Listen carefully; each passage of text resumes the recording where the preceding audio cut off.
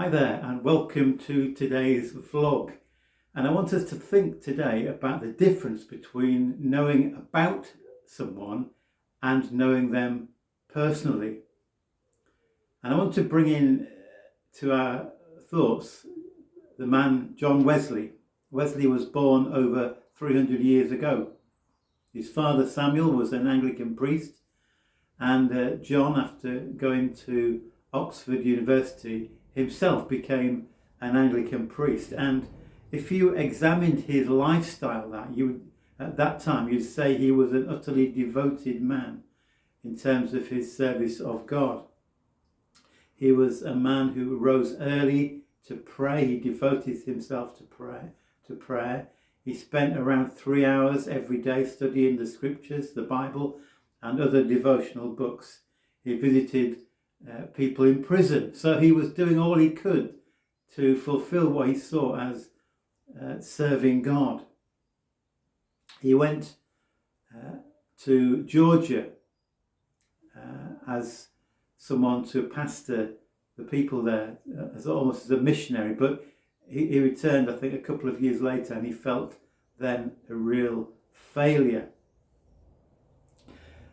So he was trying with all his might to do what he believed God would want him to do and how he could serve God. And yet he realized there was something greatly missing in his life, a big gap that he couldn't seem to fulfill, however hard he tried.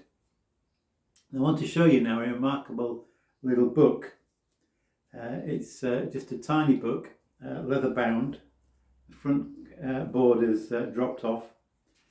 It's a book called, let me just show you that. That's the title page and frontispiece. The Christian's Pattern, or a treatise of the imitation of Christ. Now, this was written originally, I think, in the 15th century by Thomas à Kempis. It's become, and it has been for a very long time, one of the most widely read and valued Christian devotional books. It was written originally in Latin, and John Wesley found it really helpful in his desire to learn and be more devoted to God. And he took on himself the task of translating Thomas à Kempis's book from Latin into English, so that people who couldn't read Latin could nevertheless benefit from reading Thomas à Kempis's book. This little book here was published in 1735. Now that's significant because it is some 3 years before something happened in Wesley's life that totally changed his life forever. On the 24th of May 1738, John Wesley went along to a meeting in Aldersgate Street in London.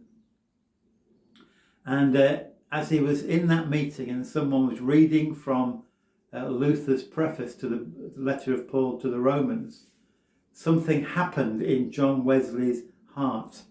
And this is what he wrote in his journal about that life-changing experience. I felt my heart strangely warmed.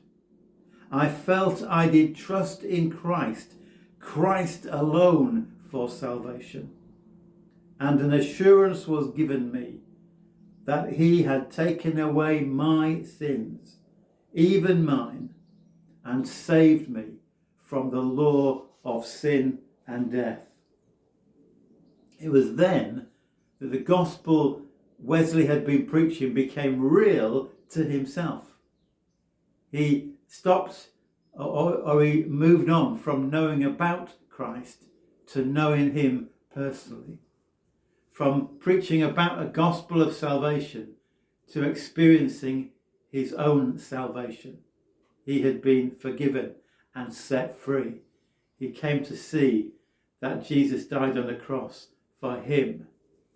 And why I find this remarkable is that Wesley must have spent such a long time translating this wonderful book into English for the benefit of others.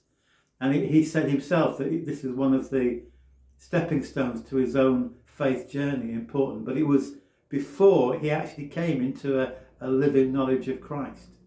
So it wasn't through his 3 hours a day Bible study, important though that was. It wasn't through his devotional life, his prayer, important though that it was. It wasn't through visiting prisoners, important though that was. There's an outworking of faith.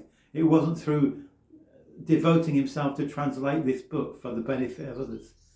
But it was through that personal relationship with Jesus.